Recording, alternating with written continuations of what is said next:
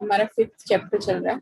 ठीक है, 5th chapter में हम लोग लेबर के बारे में पढ़ रहे हैं। जो भी कंस्ट्रक्शन साइट पे काम करती है उनकी क्या कंडीशन है, किस टाइप से मिलती है, क्या क्या चीजें हैं जो नेगेटिव हैं जिसकी वजह से उनकी कंडीशन खराब है, और किस हिसाब से उनको पेमेंट मिलती है, वो पेमेंट उनके लिए सही है या नहीं है। तो जो लास्ट में पढ़ा, हम अब पढ़ रहे हैं कि कौन कौन से एक्ट हैं जो उनकी कंडीशन है, उनकी पूरी जो कंडीशन है उसको इम्प्रूव करने के लिए काम करते हैं। तो हमने एक एक्ट पढ़ा था लेबर वेलफेयर फंड, ये वाला एक्ट पढ़ा था हमने जो 1937 में जो गवर्नमेंट ऑफ इंडिया का एक्ट आया था, उसी टाइम ये वाला वेलफेयर एक्ट भी आ गया था। तो इसमें क्या होता है कि जो उनके ही सैलरी से कुछ फंड काट लेते हैं जो जो कंडीशन को इम्प्रूव करने के लिए वो लोग यूज करते हैं। तो अलग अलग टाइप के लॉ थे, मतलब ये यहाँ पे नाम लिखे हुए हैं, इस नाम से ये लॉ है, ये काम करते हैं। क्या क्या काम करते हैं ये हमने पढ़े थे कि उनके लिए हॉल बनवा सकते हैं, कम्युनिटी हॉल बनवा सकते हैं, कोई स्पोर्ट्स का गेम का कोई ऐसे बनवा दें, उनके लिए एक्टिविटी कर दें, या कोई हॉलीडे होम मतलब घर पे कोई हॉलीडे उनको सेलिब्रेट कर दें। इसका मतलब इंटरटेनमेंट पर्पज की उनकी कंडीशन को उनको इम्प्रूव करने के लिए ये लोग क्या है काम करते हैं। उसके बाद जो नेक्स्ट है वो है हमारा पेमेंट ऑफ वेज एक्ट 1936। इसमें क्या है आपका कि जो सैलरी मिलती है उनको वो क्या है रेगुलर टाइम पे मिले। The payment of wage act 1936 regulate the payment of wage to the worker industry. जो भी आपको क्या है मतलब जो भी उसको सैलरी मिल रही है वर्कर को, जहां पे भी जिस भी इंडस्ट्री में काम कर रहा है, वो रेगुलर उसको रेगुलेट करने के लिए कि वो कंटिन्यू मिलती रहे। Under this act, wages of the worker have been fixed and protected against any sort of reduction and victimization. कि इस एक्ट के अंदर ये है कि वर्कर को जो वेजेस मिल रहा है वो फिक्स होना चाहिए, और कोई भी उनके अंदर उस जो उनको सैलरी मिल रही है प्रोटेक्शन देनी है कि कोई भी रिडक्शन ना हो उसमें, और किसी भी प्रकार का उनका शोषण ना हो। कहने का मतलब है कि 1936 एक्ट जो है वो ये कहता है कि पर कोई भी वर्कर किसी भी इंडस्ट्री में काम कर रहा है उसको क्या है फिक्स सैलरी मिलनी चाहिए जो उसकी बनती है, और कोई भी किसी भी प्रकार की उसकी सैलरी में से रिडक्शन नहीं होनी चाहिए। अगर हो भी तो कुछ लॉजिक होना चाहिए उसके पीछे कि क्यों हो रही है। ऐसे नहीं कि बिना मतलब उसकी सैलरी काट रहे हैं, मतलब किसी विक्टिमाइजेशन मतलब शोषण नहीं होना चाहिए उसका। This act first passed in 1936, सबसे पहले 1936 में आया। सब्सिक्वेंटली रिवाइज इम्बेंटमेंट कोई भी ला आता है उसके अंदर टाइम टू टाइम इम्बेंटमेंट तो होते रहे हैं, संशोधन तो होते हैं। द लेटेस्ट इम्बेंटमेंट जो हुआ था इसमें 2005 में इसमें बदलाव हुआ था last time. This act is applied only to those worker whose average wage is less than 1600। ये एक्ट सिर्फ उन्हीं वर्कर के लिए अप्लाई होता है जिनकी सैलरी 1600 से कम है।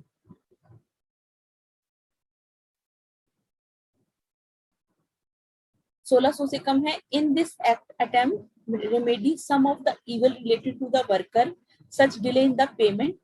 इस एक्ट के अंदर हम क्या करते हैं, मतलब जो बुराइयां हैं वर्कर की सैलरी को लेके उसको रिमूव करते हैं।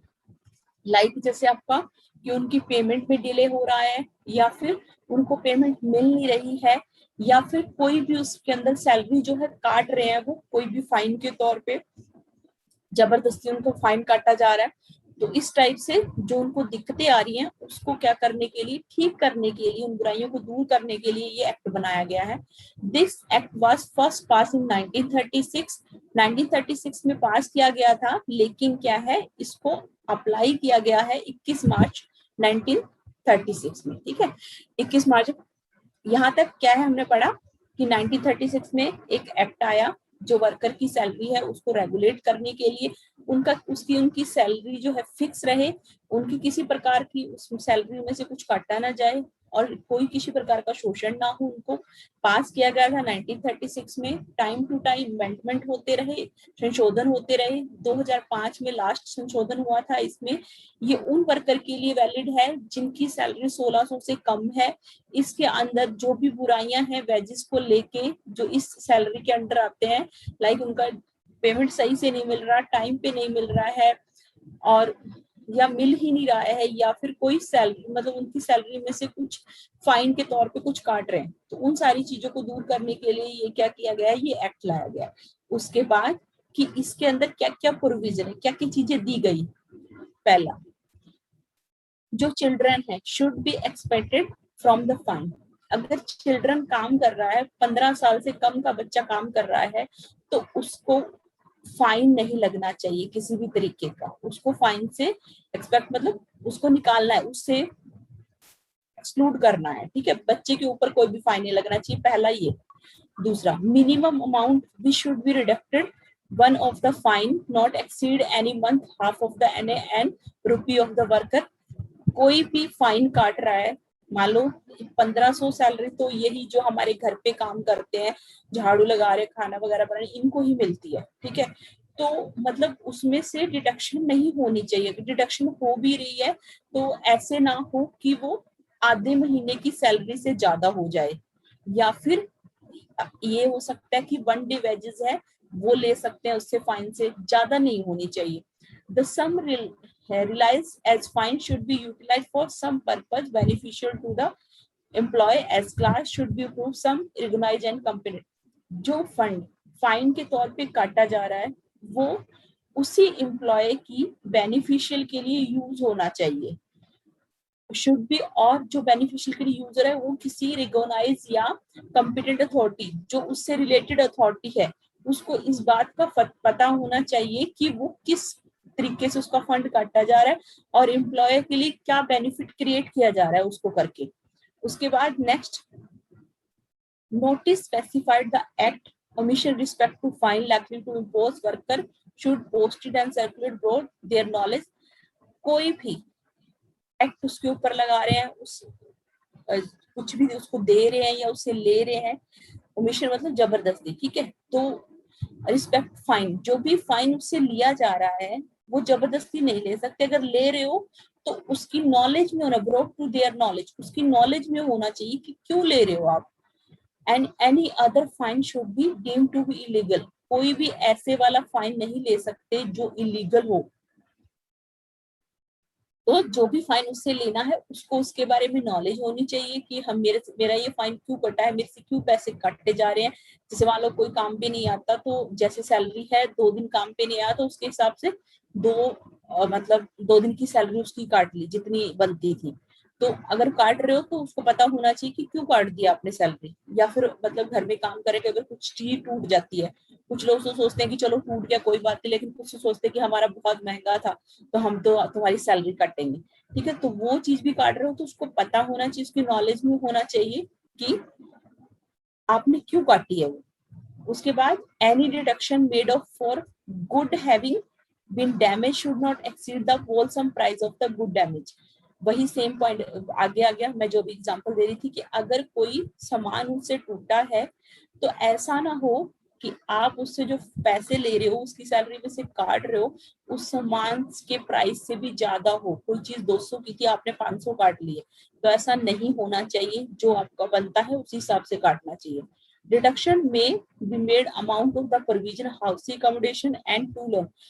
डिडक्शन किसी भी तरीके की हो सकती है। ये भी हो सकता है कि आप उसको घर दे रखा है आपने रहने के लिए, कई काम वाले जो घर पे ही रहते हैं, तो आप उसकी सैलरी में से काट रहे हो, हाउस अकोमोडेशन के लिए काट रहे हो, या फिर आपने उसको कोई टूल ला के दिया है, कोई सामान ला के दिया है, या कोई रॉ मटेरियल जैसे आप खाने के लिए मतलब उसको सब्जियां ला के दे रहे हो या आटा ला के दे रहे हो, तो रॉ मटेरियल ला के दे रहे हो तो उसके हिसाब से डिडक्शन हो सकती है।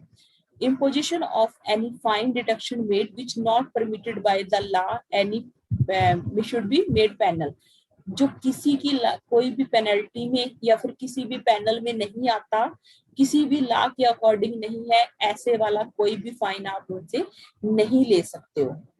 तो हमने यहाँ पे क्या क्या पॉइंट पढ़े, पहला कि चिल्ड्रन को किसी भी तरीके का फाइन नहीं लेना चाहिए जो 15 साल से कम है। उनकी जो सैलरी आप काट रहे हो वो ऐसा ना हो कि एक आधे महीने की सैलरी से ज्यादा हो जाए, ठीक है, ज्यादा से ज्यादा आप एक दिन की सैलरी काट लो उसकी। उसके बाद तीसरा पॉइंट है कि जो भी आपने फाइन काटा है उसको आप यूटिलाइज कर सकते हो उसी के बेनिफिशियल के लिए, लेकिन जो बेनिफिट आप उसको दे रहे हो वो कंपीटेंट अथॉरिटी जो भी इसको रिकॉग्नाइज कर रही है, जो भी मतलब रेगुलेट कर रही है, उसके अंडर होना चाहिए। उसके बाद जो भी आप मतलब सैलरी आपने सैलरी काटी है, फाइन लगाया है, तो उसकी नॉलेज में होना चाहिए क्यों काटा है आपने। उसके बाद जो भी आपके घर पे अगर मान लो कोई लॉस हो जाता है, कोई गुड उससे टूट टूट जाता है, सामान टूट जाता है, तो आप सैलरी काट रहे हो तो वो इतनी नहीं होनी चाहिए कि उससे जो आपने आपका सामान टूटा है उससे भी ज्यादा काट लो आप। उसके बाद डिडक्शन बेड आप काट सकते हो, घर के लिए आपने घर दे रखा है तो, या फिर कोई सामान लेके आ रहे हो या कोई मटेरियल लेके आ रहे हो, कोई टूल ला के दिया आपने तो उस हिसाब से भी आप काट सकते हो। उसके बाद कोई भी इस तरीके का फाइन आप नहीं ले सकते जो किसी भी पैनल के अंदर नहीं आता है या फिर कोई भी कमेटी ने परमिट नहीं कर रखा है। तो ये चीजें हैं जो क्या है इस लॉ के अंडर आती हैं कि इनके लिए ये काम करता है। उसके बाद कि मेन ऑब्जेक्टिव क्या है इस एक्ट के, पहला है the main objective given law to regulate the payment of wages certain class of the, इस जो 1600 से कम सैलरी वाले जो पर्सन है जो इस कैटेगरी के अंडर आते हैं उनकी सैलरी को रेगुलेट कराना, पहला इनका ये है। उसके बाद दूसरा, all the employer person industry and concern should get their wage in a particular form at a regular interval, particular time पे मिलना चाहिए, रेगुलर इंटरवल पे मिलना चाहिए। कोई भी अनऑथोराइज कोई भी ऐसे वाली जो अथॉरिटी नहीं है, ऐसे वाली कोई भी डिडक्शन काट मतलब जो भी डिडक्शन मतलब काटना, ठीक है, उसमें से काटना नहीं है जो अथोराइज या पैनल में नहीं है, जो भी रूल के अकॉर्डिंग नहीं है। आप कुछ भी ऐसे नहीं कि आप उसकी सैलरी काट रहे हो बिना मतलब। This act protect the wages earned by the worker and A preventing weapon against the exploitation of the, ये क्या करता है जो वर्कर हैं उनकी जो वो सैलरी अर्न कर रहे हैं उनको प्रोटेक्ट करता है, और ये एक जो भी उनका एक्सप्लॉइटेशन हो रहा है वर्कर का उसके खिलाफ एक हथियार है। मतलब ये एक्ट को लागू करके वो अपने अपने हक के लिए लड़ सकते हैं। This act stop the unnecessary delay in payment, ये एक्ट के द्वारा हम जो भी अननेसेसरी बिना मतलब की सैलरी रुक रही है या मतलब मिल नहीं रही है उसको टाइम पे, उसको हम रोक सकते हैं। The time of the payment wage period should be fix, time जो है और सैलरी का जो और पीरियड है वो फिक्स होना चाहिए। The ways period should not be any shall not be any case exceed 1 month, एक महीने से मान लो एक महीना सैलरी लेट हो सकती है, इससे ज्यादा नहीं होनी चाहिए। Wages shall be paid before the expiry of the 7 day last day of the ways, मतलब एक महीने अगले महीने की 7 तारीख तक वो मिलनी चाहिए। लेकिन ऐसा हो सकता है कि जब 1000 से ज्यादा लोग 1000 से कम लोग काम कर रहे हो तो 7 तारीख को मिल जानी चाहिए, और अगर 1000 से ज्यादा काम कर रहे हैं तो फिर क्या है 10 तारीख तक मिल जानी चाहिए, इससे ज्यादा लेट आप नहीं कर सकते हो। Certain amendment to this act have been made for time to time, कुछ ना कुछ चेंजेस इस एक्ट के अंदर टाइम टू टाइम होते रहते हैं, और जिस हिसाब से जो वर्कर हैं उनकी, और ये भी है कि हर 1600 हर जगह नहीं मिलती है, कुछ सिटी में वर्कर को सैलरी ज्यादा वेरी करती है, किसी में कम है किसी में ज्यादा है। फॉर एग्जांपल मिनिमम वेजेस जो दिल्ली में है वो हायर है कंपेयर टू किसके दूसरे स्टेट के। Ministry of the law can suitable amendment this act as per the need and requirement, ministry जो है वो इसमें जब चाहे अमेंडमेंट कर सकती है, चेंज कर सकती है जैसे उनको रिक्वायरमेंट लगे। तो ये था हमारा 1930 एक्ट, जो क्या है जो सैलरी में डिडक्शन होती है उसको रोकना है, अननेसेसरी फाइन जो ले रहे हैं उनको रोकना है, टाइम पे सैलरी मिले वो चीज ये लोग करना चाह रहे हैं, ठीक है, किस टाइम मिलनी चाहिए वो सारा टाइम पीरियड इसने दिया है। उसके बाद जो लास्ट टॉपिक है इस चैप्टर का वो है मिनिमम वेज एक्ट 1948। अब इसमें क्या है कि the minimum wage act 1940 as pass welfare of the labour and provide for the fixation of minimum rate of wage, कि एक सैलरी फिक्स होनी चाहिए, ठीक है, घंटे भी फिक्स होने चाहिए। मान लो आप पूरा एक आदमी को आपने लगा लिया, टाइम पीरियड होना चाहिए कि आप 9 से 5 उससे काम कराओगे और आप उसको 500 दोगे, ठीक है। ऐसे नहीं कि तू सुबह 9 बजे आके 5 बजे तक काम करना, फिर मेरी मर्जी होगी मैं तुझे कितनी सैलरी दूंगा या नहीं दूंगा, कितना क्या हिसाब से काम होगा। तो इसीलिए ये एक्ट इसीलिए काम करता है कि आपकी फिक्सेशन होनी चाहिए, मिनिमम वेज रेट, कितनी आपको मिनिमम सैलरी मिलनी है, और वर्किंग आवर भी आपके फिक्स होने चाहिए कि कितने घंटे काम करके आपको कितनी सैलरी मिलेगी। This act has been enacted to raise the standard of the living. इस एक्ट को इसीलिए इनेक्ट किया गया, लाया गया है to raise the standard of living worker. जो भी हमारी डेवलपिंग कंट्री है, इसके अंदर जो वर्कर की कंडीशन है, लिविंग कंडीशन है, उसके स्टैंडर्ड को रेज करने के लिए बढ़ जाए, उनकी कंडीशन ठीक हो जाए। Like India secure their welfare in the competitive market by providing a minimum limit of, और उनकी जो सिक्योरिटी उनको मिले, सिक्योर देयर वेलफेयर, उनकी वेलफेयर को स्केयर करने के लिए कि मतलब वो सेफ रहे, जब जिस भी कॉम्पिटिटिव मार्केट में वो काम कर रहे हैं उनको मिनिमम लिमिट ऑफ वेज मिल जाए। This was elected a time when worker organisation and trade union are not developed. ये तब आया था जब वर्कर के लिए कोई ऑर्गेनाइजेशन और ट्रेड यूनियन काम नहीं कर रही थी, और worker bargaining power are consequently poor, और वर्कर अपने हक के लिए लड़ नहीं सकते थे, और ना ही कोई यूनियन थी उनके लिए। तब ये एक्ट आया था। This act prevent the exploitation of the worker and aim at fixation of minimum wage. ये जो है, जो भी एक्सप्लॉयटेशन हो रहा है वर्कर का, उनको रोकता है, और एक एम फिक्सेशन एम है इसका कि मिनिमम फिक्सेशन सैलरी उनको मिले, विच एम्प्लॉयर मस्ट पे, जो एक एम्प्लॉयर को पे होनी चाहिए। The minimum wage rate should be decided not only to ensure the physical need. जो मिनिमम रेट है वो इस हिसाब से डिसाइड नहीं होने चाहिए कि एक वर्कर है उसकी खुद की जो नीड है वो पूरी हो जाए, which would keep just above the starvation, जो क्या है उसको भूखमरी से ऊपर रखेगी। लेकिन होना क्या चाहिए, but should also ensure for him he able to fulfill the physical need of his family along with educational, medical and other facility। एक जो आदमी है, ऐसे नहीं कि आप उसको मिनिमम रेट इतना दे दो कि वो अपनी जो भी उसकी जरूरतें हैं वो पूरी हो जाए, भूखमरी ना रहे। लेकिन होना क्या चाहिए कि उसको इतनी बेसिक सैलरी मिले, इतनी पेमेंट मिलनी चाहिए कि वो अपनी फैमिली को एजुकेशन भी दे सके, मेडिकल भी दे सके, और अदर फैसिलिटी भी दे सके, रहना खाना सब कुछ। तो इतनी मिनिमम सैलरी उसकी होनी चाहिए। तो इसमें हमने इंट्रोडक्शन में पढ़ा कि मिनिमम वेज एक्ट में क्या है, कि एक लेबर को, एक वर्कर को, जिस भी जहां भी वो काम कर रहा है उनके वर्किंग आवर भी फिक्स होने चाहिए, और उसकी सैलरी भी फिक्स होनी चाहिए कि कितने घंटे उसको काम करना है, और सैलरी इतनी मिलनी चाहिए कि वो अच्छे से क्या है सरवाइव कर पाए, ठीक है, और अपनी फैमिली की जो नीड्स है उनको भी पूरा कर पाए।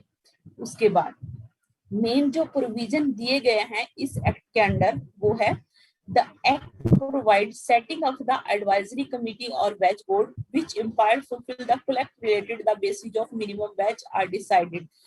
एक कमेटी बनी है, एक वेज बोर्ड बना है, जो किस लिए काम करता है कि जो भी इससे रिलेटेड मिनिमम वेज रिलेटेड, जो मिनिमम वेज डिसाइड करना है, इससे रिलेटेड जो भी बेसिक इंफॉर्मेशन होगी, ठीक है, जो भी इससे रिलेटेड बेसिक जो इंफॉर्मेशन है उनको क्या करना है, कलेक्ट करेगा। दूसरा point, this act provide the fixation, किस चीज की फिक्सेशन प्रोवाइड करता है, मिनिमम टाइम रेट फिक्स करता है कि कितने टाइम तक आपने काम करना है। A minimum piece rate fix करता है, मैंने पीछे बताया था कि एक तो टाइम रेट के हिसाब से सैलरी होती है, एक पीस रेट की मतलब कितने स्क्वायर फीट में आपने काम किया है वो फिक्स होना चाहिए। एक गारंटेड टाइम रेट होना चाहिए कि एक गारंटेड टाइम रेट हो कि इतने टाइम पीरियड तक आप काम करोगे, मतलब 9 से 5 कर रहे हो या 9 से 6 कर रहे हो। ओवर टाइम अगर दिया है तो डिफरेंट क्लास के वर्कर के लिए डिफरेंट होना चाहिए, और उसी हिसाब से उसको सैलरी भी मिलनी चाहिए ओवर टाइम की। उसके बाद नेक्स्ट है the minimum rate of veg under, minimum rate कितने होंगे इस एक्ट के according, A basic rate of veg and cost of the living allowances, उसको बेसिक सैलरी मिले और लिविंग उसको रहने के लिए जो भी और भत्ते चाहिए वो मिलने चाहिए, और या फिर ए बेसिक रेट ऑफ विच और without cost of living and cost cash value of the commodity supply the consent rate, जो भी है उसको छूट मिलनी चाहिए, जो और अगर मतलब उसको फैसिलिटी मिल रही है, जो भी माल मिल रहा है या उसमें छूट दे दो उसको एट द कंसेंशनल रेट, ठीक है, उस जो भी उसको सामान मिलेगा उसमें क्या है छूट दे दें, अगर उसको अलाउंसेस नहीं मिल रहे, लिविंग अलाउंसेस मिल रहे हैं नहीं मिल रहे हैं, ये चीज कर सकते हो। ऑल एक्सक्लूसिव रेट, जो भी रेट उसको मिलने चाहिए, जो भी होना चाहिए, जितने भी चाहे मान लो उसकी सैलरी है चाहे उसका रहने का खाना है, जो भी रेट होंगे वो इसके अंदर इंक्लूड होंगे मिनिमम रेट वेज में। उसके बाद नेक्स्ट जो है the act also required that the wage worker should be paid in cash, although the some particular cases paid partially or wholly in the kind. This act मतलब wage worker should paid in cash, although the some particular, ये जो wages है जो कुछ particular cases में होंगे वो partially भी हो सकते हैं, वॉल काइंड भी, मतलब सारे तरह के भी हो सकते हैं जो ऊपर हमने पढ़े, और या फिर क्या है कुछ केसेस में ऐसा हो सकता है, जरूरी नहीं कि हर केस में होगा।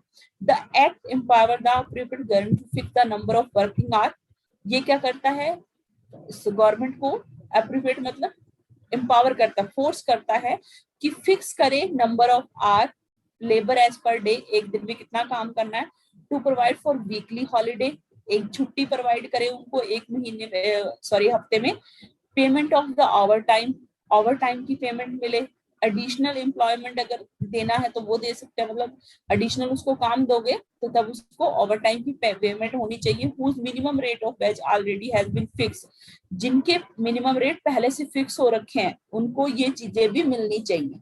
उसके बाद this act also state all the special cover under maintain register, जो भी है वो क्या है रजिस्टर के अंदर रिकॉर्ड होना चाहिए, उनका एक रिकॉर्ड होना चाहिए कि कितनी सैलरी उनको मिल रही है। नहीं तो क्या होता है कि मान लो ऐसे वर्कर काम कर रहे हैं तो उनको सैलरी देते रहते हैं, ना उनकी अटेंडेंस लगवाते हैं, ना ही उनसे क्या है पेमेंट जो दे रहे हैं उनका कोई हिसाब होता है, तो हिसाब नहीं होगा तो वो बाद में ऐसे बोलेंगे कि हमने तो उनको पेमेंट दे दी है, ना कोई रिकॉर्ड है, वो बोल दें कि ये दिन तो आया नहीं था, तो बहुत सारी चीजें होती है, तो इसीलिए एक रजिस्टर और रिकॉर्ड होना चाहिए ताकि क्या है जो भी चीजें हैं उसके अंदर आ सके, प्रेसिफाइड मैनर सही तरीके से डिस्क्रिप्शन हो।